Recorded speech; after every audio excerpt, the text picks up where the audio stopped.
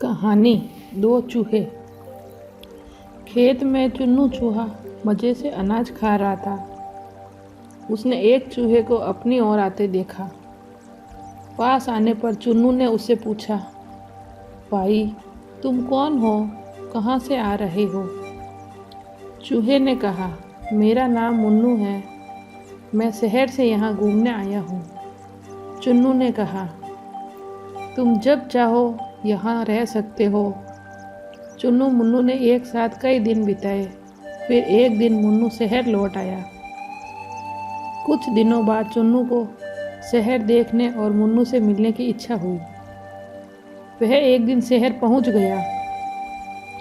दोनों दोस्त एक दूसरे को देखकर बहुत प्रसन्न हुए। उन्होंने ढेर सारी बातें की। फिर भोजन का समय हुआ।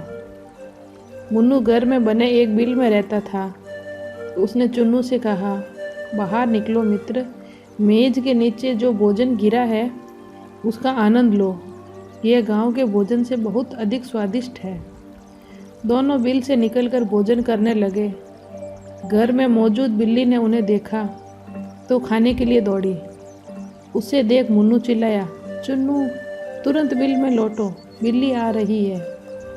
चुन्नू लड़खड़ाते हुए बिल में पहुंचा। वह बहुत डर गया। थोड़ी देर बाद दोनों घूमने निकले। घर से बाहर निकलते ही दरवाजे पर खड़े कुत्ते ने उन्हें दौड़ा दिया।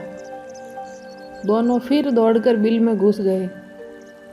चुन्नू ने मुन्नू से कहा, मित्र, गांव में भले ही इतना स्वादिष्ट भोजन ना हो, लेकिन वहाँ मेरे जीवन का कोई खतरा नहीं है। मुझे अपने घर लौटने की आज्ञा दो। चुन्नू गांव लौट गया और फिर कभी शहर नहीं गया।